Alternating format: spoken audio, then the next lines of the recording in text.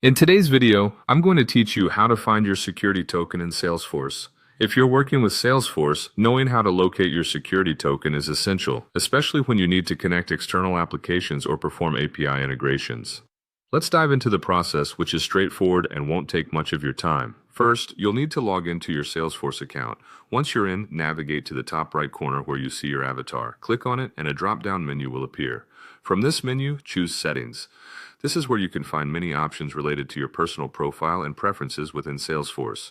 After accessing your settings, you'll want to focus on your personal information. Look for an option labeled My Personal Information. Click on it, and within this section, you'll see Reset My Security Token. This is the area where you can handle everything related to your security token.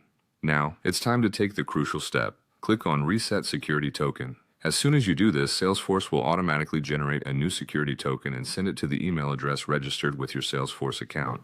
It's important to ensure that you have access to that email address because that's where you'll find your new security token.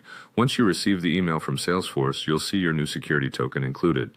It's important to keep this token secure as it's an integral part of connecting Salesforce with other applications. Whether you're setting up a new integration or updating credentials for an existing one, you'll use this security token to authenticate your connection. Before we wrap up, here are a couple of tips to make this process even smoother. Always double check that the email registered with your Salesforce account is up to date. This ensures the security token email is sent to an address you can access. Also, remember that whenever you reset your security token, it will invalidate the previous one, so you'll need to update the token in any connected applications or APIs immediately. That's it. You've successfully learned how to find and reset your security token in Salesforce. By following these steps, you can ensure your integrations are seamless and secure. Thanks for watching, and if you found this video helpful, be sure to like, subscribe, and check out our other Salesforce tutorials.